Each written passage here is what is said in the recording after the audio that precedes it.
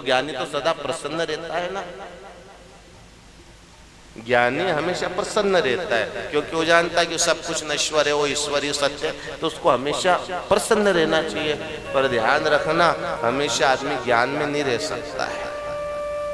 आप क्या हमेशा ज्ञानी बन के रह सकते हो क्या? ज्ञानी को भी कभी कभी बच्चों जैसी हरकतें करनी पड़ती है। आदमी 24 घंटे, ये बात आप समझना, 24 घंटे आदमी ज्ञान में रह ही नहीं सकता, पर 24 घंटे आदमी प्रेम में रह सकता है। 24 घंटे आदमी प्रेम में रह सकता है। हमेशा आदमी भोग नहीं कर सकता है। क्या कर सकता है?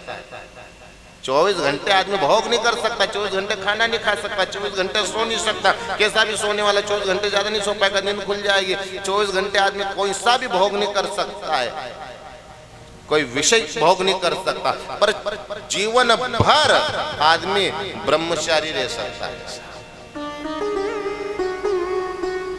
जिंदगी भर भोग नहीं भोग सकता, पर जीवन भर ब्रह्मचारी रह सकता है।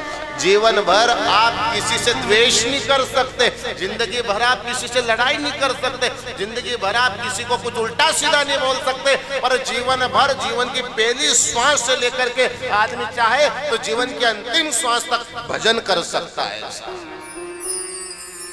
गलत बात है क्या?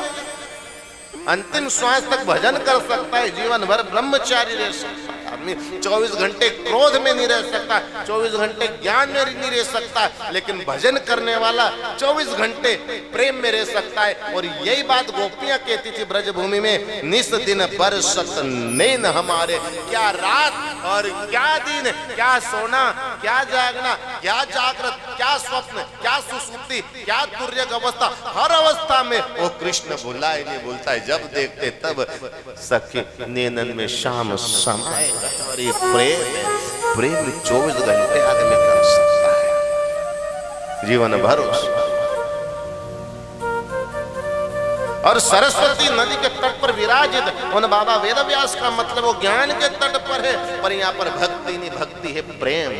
केवल आदमी ज्ञानी हो तो रूखा हो जाता है। ऐसा ज्ञानी आदमी कभी कभी रूखा हो जाता है, पर प्रेमी एक रस भर देता है। वो सब जानते हैं